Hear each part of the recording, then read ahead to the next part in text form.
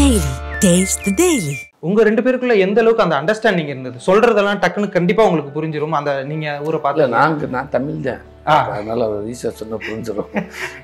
இல்லைண்ணே, எப்படி நான் பேலன்ஸ் பண்றீங்க? இப்படிதான் பண்ணணும்னு சொல்லிட்டு நீங்க ஒரு ஐடியாவோட தான் இருக்கீங்களா? நமக்கு வந்து அவார்ட்ஸும் வாங்கணும், கமர்ஷியலாக வசூல். அதெல்லாம் அது நம்ம நினைச்சல நடந்துட்டு அப்ப சினிமாவில் இப்போ நம்ம மட்டும்தான் கேட்க.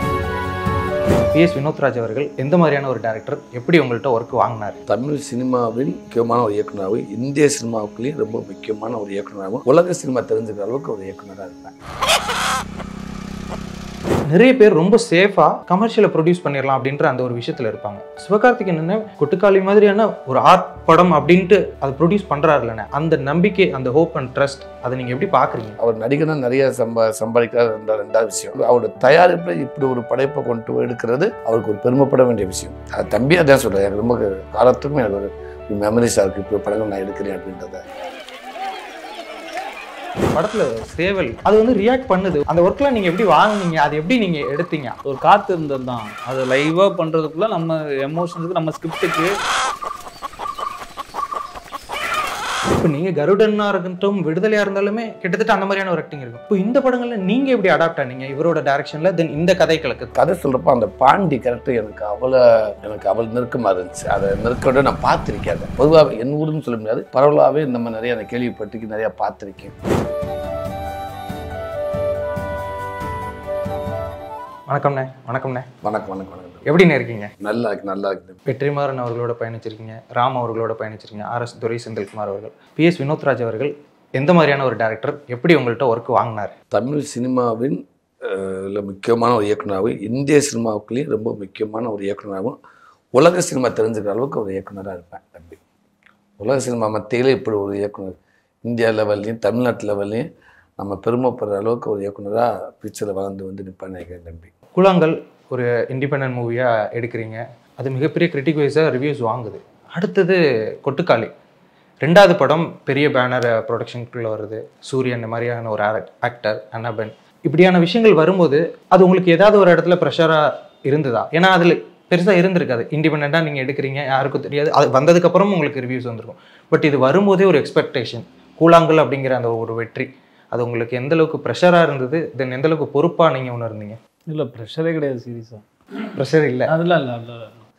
ஒர்க்கில் கொஞ்சம் நம்ம வந்து இன்னும் ப்ரீ பிளானாக நம்ம இருந்து, இப்போ அன்னை மாதிரி ஆட்கள் எல்லாரும் உள்ளே வந்து எஸ்கே அண்ணன் தயாரிக்கும் போது வந்து எனக்கு அது ப்ரெஷராலாம் இல்லை, ஒரு ரெஸ்பான்சிபிலிட்டியாக தான் இருக்குது. நம்ம சரியாக ஒன்று பண்ணணும் அப்படின்றது தான் இருந்துச்சு.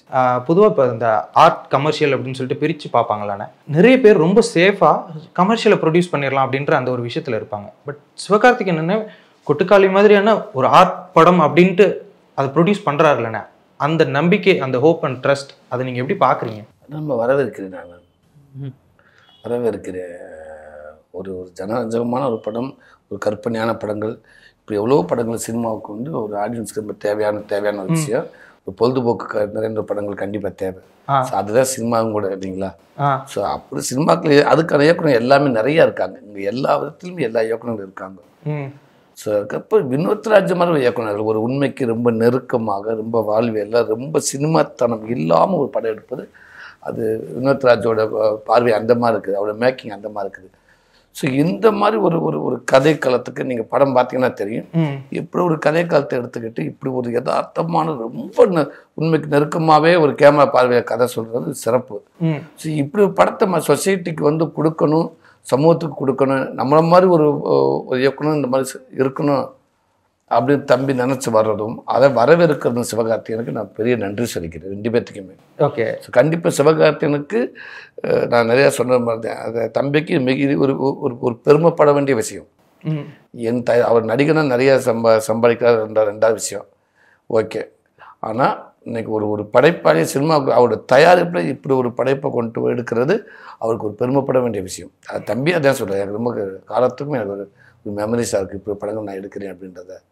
ஆமாம். படத்தில் அந்த ஆக்டர்ஸ் பார்க்கும்போது பெரும்பான்மை படங்களில் பார்க்காம அந்த ஊரில் இருக்க அந்த மக்கள் வாழ்கிறத நீங்கள் கேப்சர் பண்ணுற மாதிரியான ஒரு அனுபவம் தான் எங்களுக்கு தருது. ஒரு ஆக்டரை எடுத்துகிட்டு போயிட்டு நீங்கள் அங்கே நடிக்க வைக்கிறதுக்கும், ஆல்ரெடி அந்த ஊர்லேயே வாழ்ந்த மக்களையோ இல்லை நான் கேள்விப்பட்ட வரைக்கும் உங்களோட சொந்தக்காரங்க அதில் நடிச்சிருக்காங்க அப்படின்ற மாதிரி நான் கேள்விப்பட்டேன். அதை கேப்சர் பண்ணுறதுக்கும் என்ன வித்தியாசம் பார்க்குறீங்க நீங்கள்? அவங்கள பண்ண வைக்கிறது இன்னும் ரொம்ப நெருக்கமாக வரணுன்றக்காக தான். எனக்கு வந்து அவங்ககிட்ட இருந்து கேமராவோட கான்சியஸை வந்து அவங்ககிட்ட இருந்து எடுத்துட்டா போதும், அவன் வந்து சூப்பராக பண்ணிடுவாங்க. அதை கொண்டாடுறதுக்கான ஒரு பயிற்சி தான் முன்னாடி நம்ம வந்து அதை பண்ணிக்கிட்டு இருக்கோம். எனக்கு அது ஒன்றும் பெரிய டிஃப்ரென்ஸ் இல்லை.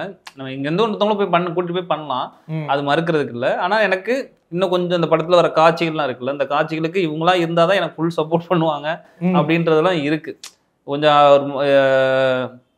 அப்புறம் இது வந்து நான் ஏதோ ஒரு வகையில் இந்த கதைகளையும் இந்த பயணங்களையும் அவங்க பார்த்துருக்காங்க, கேட்டிருக்காங்க, அவங்களுக்கு இதோட எமோஷன்ஸ் எல்லாமே அவங்களுக்கு ஏதோ ஒரு வகையில் தெரிஞ்சிருக்கும். அப்போ அவன்கிட்ட போய் நான் ஒரு சின்னதாக ஒரு இன்புட் கொடுக்கும்போதே அவன் நிறையா கொடுத்துருவான். அதுக்காக தான் வந்து புதுசு நான் இங்கேருந்து ஒருத்தவங்களை கூப்பிட்டு போய் நான் ஒன்று பண்ணுறதுக்கும், அங்கே இது இந்த கதைகளை சின்ன வயசுலேருந்தே பார்த்துட்டு வந்தவங்க ஒருத்தவங்க அதுக்கு ரியாக்ட் பண்ணுறதுக்கும் அதுக்கு இன்னும் கொஞ்சம் க்ளோஸ் ஆகிறதுக்கு கொஞ்சம் வசதியாக இருக்குன்றக்காக அவங்கள வச்சு பண்ணுறேன். மனிதர்களை தாண்டி மற்ற விஷயங்களை நடிக்க வைக்கிறது அப்படிங்கிறது ரொம்ப ரொம்ப புதுமையாக ரொம்ப அற்புதமான ஒரு விஷயம். படத்தில் சேவல் அது வந்து ரியாக்ட் பண்ணுது, ஒவ்வொரு இதுக்குமே நீங்கள் ஒரு கேரக்டர் இது பண்ணும்போது அது ரியாக்ட் பண்ணுற மாதிரி எங்களுக்கு அது கன்வே ஆகுது. அந்த ஒர்க்லாம் நீங்கள் எப்படி வாங்கினீங்க, அது எப்படி நீங்கள் எடுத்தீங்க? ஒரு காத்து இருந்தது தான், அதை லைவாக பண்ணுறதுக்குள்ள நம்ம எமோஷன்ஸுக்கு நம்ம ஸ்கிரிப்டுக்கு அந்த ஷாட்டுக்கு என்ன தேவைன்றதுக்காக காத்திருந்து எடுக்கிறது தான். அது பெரிய ஒன்றும் இல்லை. ஓகே, அது போக்கில் அதை விட்டோம்னா நமக்கு தேவையான கொடுத்துரும், அது கொஞ்சம் வெயிட் பண்ணணும், அவ்வளோதான். படங்களில் அதிகமாக கட்ஸ் இல்லை, ஒரு ஸ்லோ பேஸ்டான ஒரு ஸ்டைல், அதற்கான தேவை என்னென்ன? கட்ஸ் இல்லை அப்படின்றது டெக்னிக்கல் வேர்டு, ஸ்லோ பிளேஸில் இருக்குன்றது நம்ம ஜென்ரலாக சொல்கிற வேர்டு. அதுக்கு கரெக்டான விஷயம் என்னன்னா நிதானமாக இருக்குன்னு அர்த்தம். அது ஸ்லோ பிளேஸ் அப்படின்னு நம்ம சொல்லக்கூடாது. ஓகே, இந்த கதையை இவ்வளோ நிதானமாக இன்னும் க்ளோஸாக உங்களுக்கு நான் சொல்லணும்னு ஆசைப்பட்றேன், இன்னும் லைவாக சொல்லணும்னு ஆசைப்பட்றேன். ஓகே, அந்த இப்போ எனக்கு ஏன் கட்டு அதிகமாக இல்லைன்னா, ஒரு எமோஷன்ஸ் போயிட்டு இருக்கும்போது நான் எனக்கு கட் பண்ணுறதுன்றது ஒரு பயங்கர எமோஷன்ஸ் போயிட்டு இருக்கு, டக்குன்னு கட் பண்ணி ஒருத்தவங்க பயங்கர ரியாக்ட் பண்ணி க்ளோஸ் வைக்கிறதுன்றது பயங்கர சினிமாட்டிக்காக சூப்பராக இருக்கும். ஆனால் ரியாலிட்டி கொஞ்சம் மிஸ் பண்ணுற மாதிரி எனக்கு தோணும். ஸோ அதனால வந்து நான் அதை கொஞ்சம் அந்த லென்த்தி ஷாட்டு அப்படின்ட்டு குலாங்களோட இது வந்து கொஞ்சம் இன்னும் கொஞ்சம் வேகமாக தான் இருக்கும். ஏன்னா அதில் நடந்து போகிறாங்க, இல்லை ஆட்டோவில் போகிறாங்க, கண்டிப்பாக வேகமாக தான் இருக்கும். ஆனால் இந்த ஸ்லோ பேஸ்ன்னு அதை சொல்லக்கூடாது, அது நிதானமாக கதையை நரேட் பண்ணுறது அப்படின்னு. ஆனால் உங்களை நாங்கள் பார்த்தது வரைக்கும் ரொம்ப பரபரப்பாக டைலாக ஃபாஸ்ட்டாக பேசி அந்த மாதிரியான விஷயங்கள்ல இப்போ நீங்கள் கருடனாக இருக்கட்டும் விடுதலையாக இருந்தாலுமே கிட்டத்தட்ட அந்த மாதிரியான ஒரு ஆக்டிங் இருக்கும். இப்போ இந்த படங்களில் நீங்கள் எப்படி அடாப்ட் ஆனீங்க இவரோட டைரக்ஷனில், தென் இந்த கதை கலக்கத்துக்கு நிதானமாக அந்த ஒரு விஷயம்? இல்லை, எனக்கு ஆல்ரெடி கூழாங்கல் பார்த்துட்டு தம்பியோட நான் ஒர்க் பண்ண ஆசைப்பட்டேன். எனக்கு அவர் சூஸ் பண்ண அந்த கதைக்கெல்லாம் அவர் கதை சொல்கிற விதம் எனக்கு பிடிச்சிருந்துச்சு. நம்ம இந்த மாதிரி படங்கள் நம்ம கண்டிப்பாக கருடன் விடுதலையோட நம்ம நடிச்சுக்கிட்டு தான் இருக்கோம். அதுக்கான படங்கள் நிறையா இருக்குது, நிறைய இயக்குநர்கள் இருப்பாங்க. ஸோ இந்த மாதிரி கதை சொல்கிற இயக்குநர்கள் ரொம்ப கம்மி தான். தம்பி மட்டுமே சொல்ல முடியாது, அடுத்தடுத்து வரட்டும் எல்லாரும் அந்த இடத்துல இன்னுமே வருவாங்கன்னு நினைக்கிறேன். ரொம்ப இதுக்கப்புறம் கூட வருவான்னு நினைக்கிறேன். எனக்கு இந்த மாதிரி கதை சொல்ல இயக்குநர்கிட்ட படம் பண்ண ஆசைப்பட்டேன். அது எனக்கு வந்து கொட்டுக்காளி படம் வந்து என்கிட்ட சொல்கிறப்ப நான் எதிர்பார்த்ததே அவர்கிட்ட அடுத்த படம் பண்ணணுண்டு.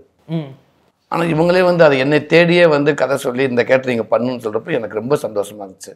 இன்னும் சொல்லப்போனால் அவர் கதை சொல்கிறப்ப அந்த பாண்டி கேரக்டர் எனக்கு அவ்வளோ இதாக இருந்துச்சு, எனக்கு அவ்வளோ நெருக்கமாக இருந்துச்சு. அதை நெருக்கோட நான் பார்த்துருக்கேன். அதை இந்த கதைக்களத்தை நான் பார்த்துருக்கேன்.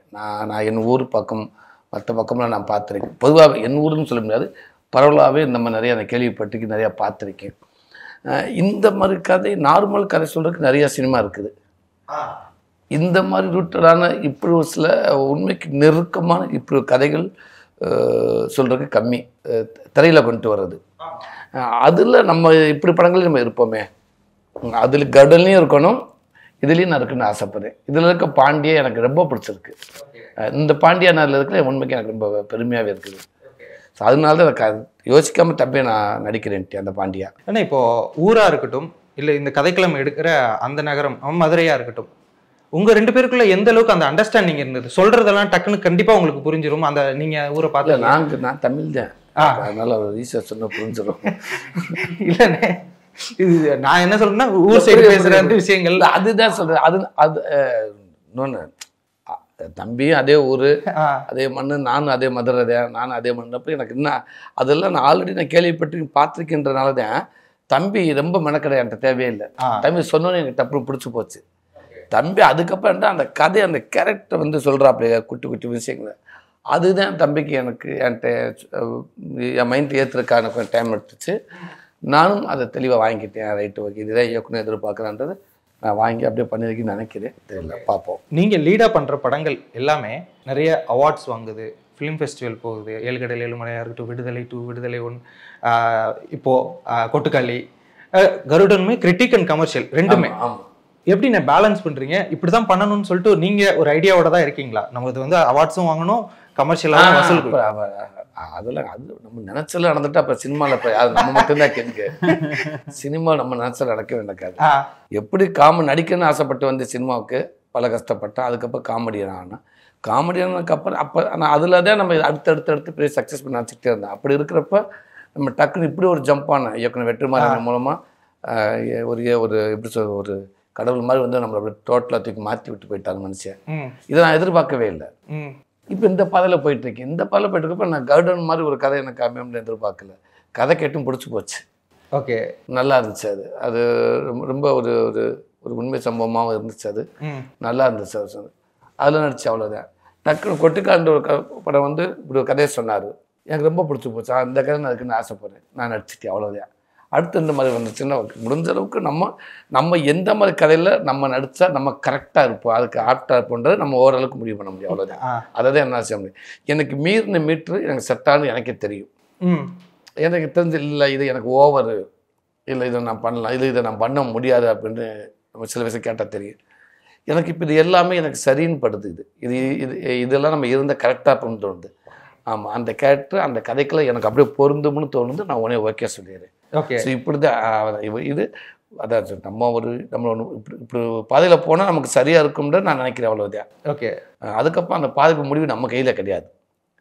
அமைகிற பட்சத்தில் நம்ம எடுக்க முடிவு சரி, அமையாத பட்சத்தை இன்னும் கவனமாக நம்ம யோசிக்கணும், அவ்வளோ அப்படி தான் எடுத்துக்கிறணும். இதற்கப்புறம் பண்ணக்கூடிய படங்கள் சூரிய அவர்கள்ட்ட இருந்து இந்த மாதிரியான லீட் ஆக்டரா இந்த மாதிரியான படங்கள்லாம் எதிர்பார்க்கலாம் அப்படின்னா நீங்க என்னன்னு சொல்லுவீங்க? அடுத்த படம் நம்ம மண் சார்ந்து நம்ம உறவுகள் சார்ந்து ஒரு படம் பண்ண போறேன்.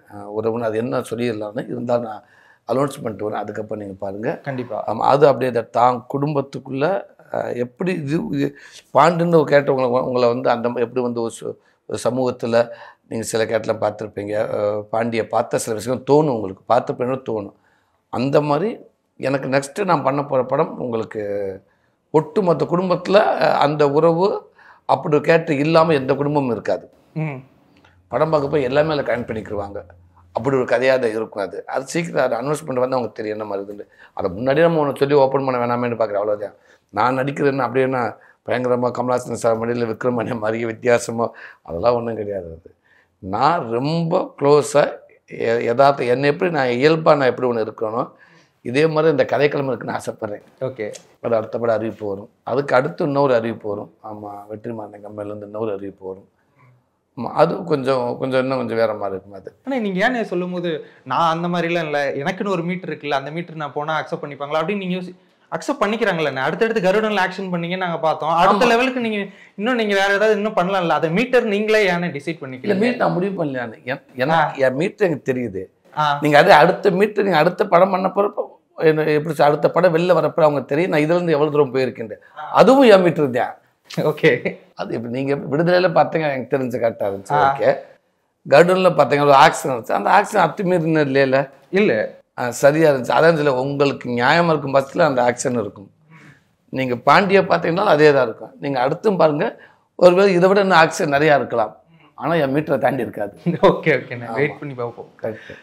கொட்டுக்காளி எதனால லைவ் சவுண்ட், மியூசிக் எதனால இல்லை? மியூசிக் டைரக்டர் அது நாங்கள் மியூசிக் இல்லைன்றதே ஒரு டாப்பிக்காக பேச வேணாம்னு நினச்சிருந்தோம்.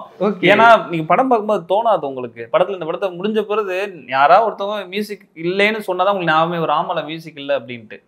படம் ஆம்பியன்ஸாக அங்கே இருக்க சின்ன சின்ன சவுண்ட்ஸுக்கு வந்து அவ்வளோ ஒர்க் கொடுத்து அவ்வளோ ப்ரெசண்ட்டாக இருக்கும்.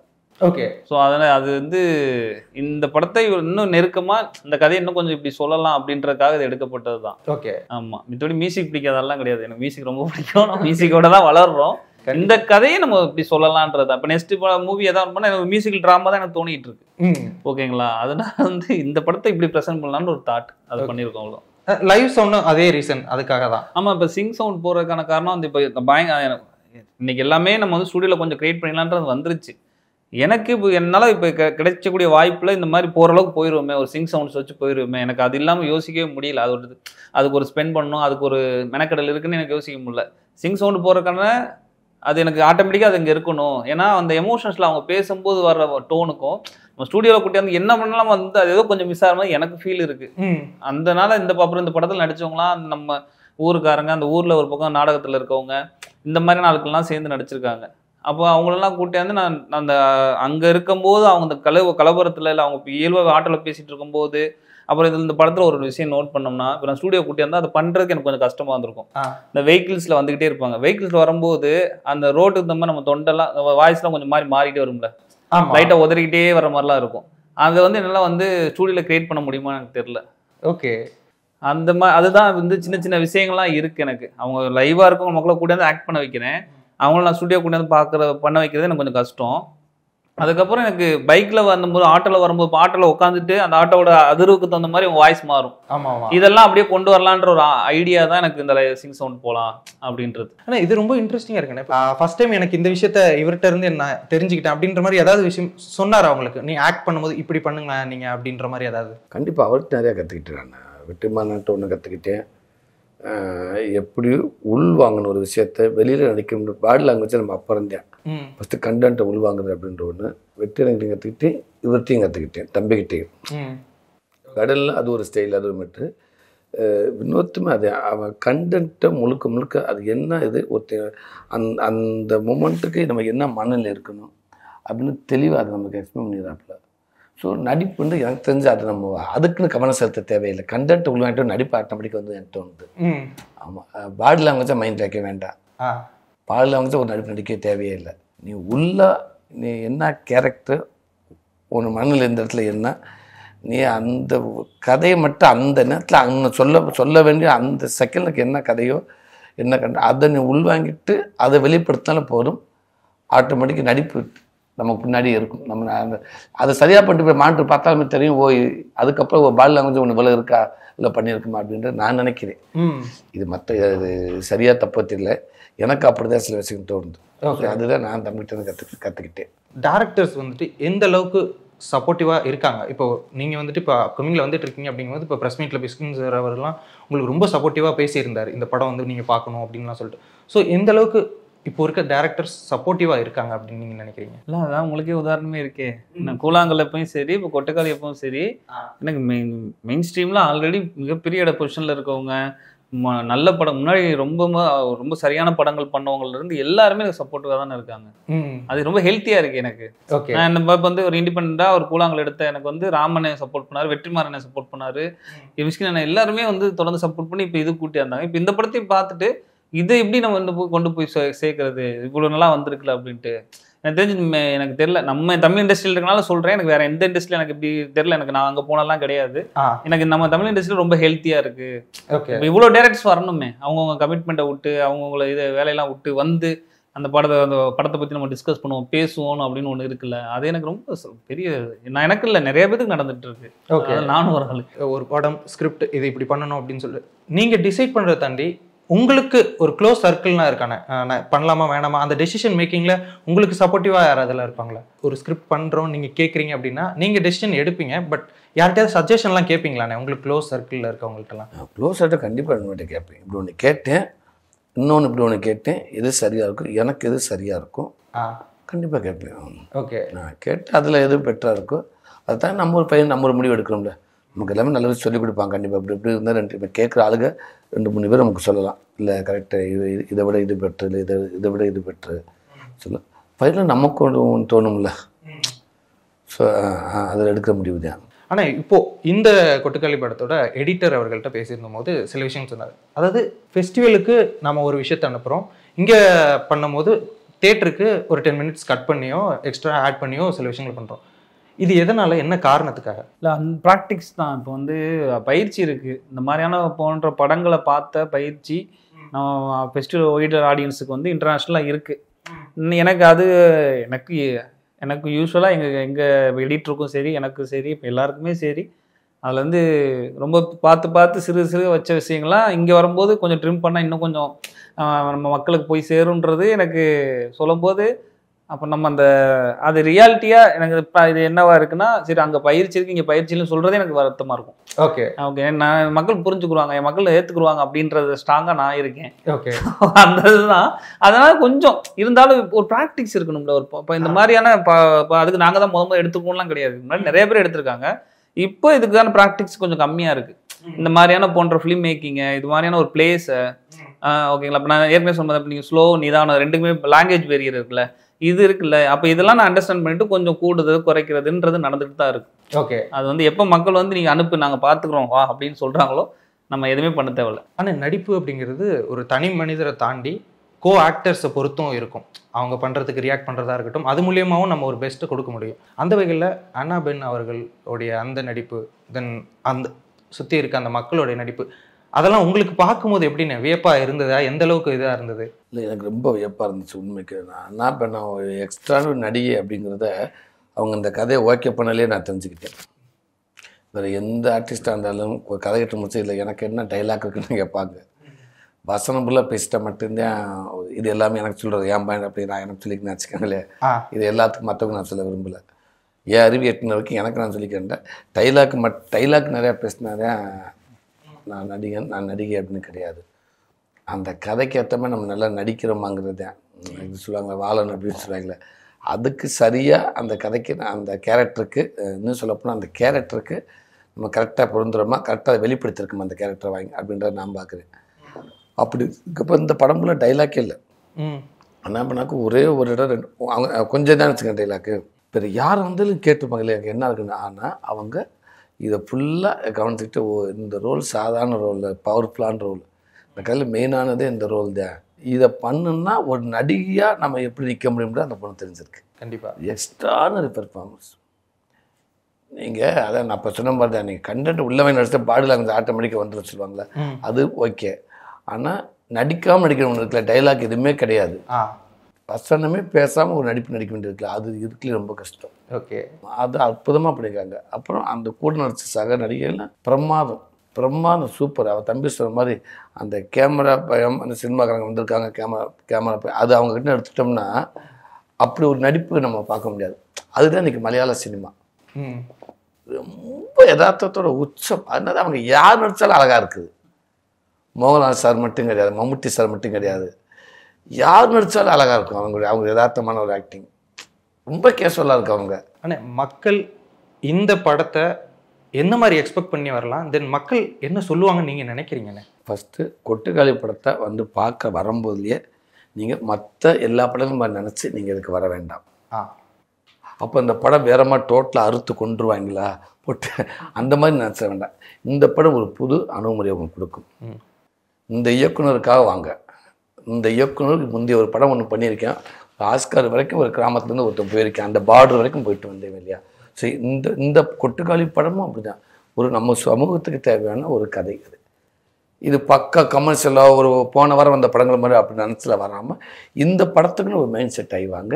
இது ஒரு நிதானமான கதையோட்டமாக இருக்கும். இந்த படத்துக்குள்ளே படம் போட்டால் ஒரு 10-15 நிமிஷம் நீங்கள் உங்களுக்கு ஒரு டைம் எடுக்கும் நீங்கள் உள்ளே வர்றதுக்கு. அதுக்கப்புறம் இந்த படம் உங்களுக்கு வேற ஒரு சந்தோஷத்தை கொடுக்கும், வேற ஒரு அணுகுமுறையை கொடுக்கும். கண்டிப்பாக நீங்கள் படம் விட்டு வெளில வரப்போ இப்படி ஒரு படம் பார்த்தோம் அப்படின்னு நினைக்கலாம்.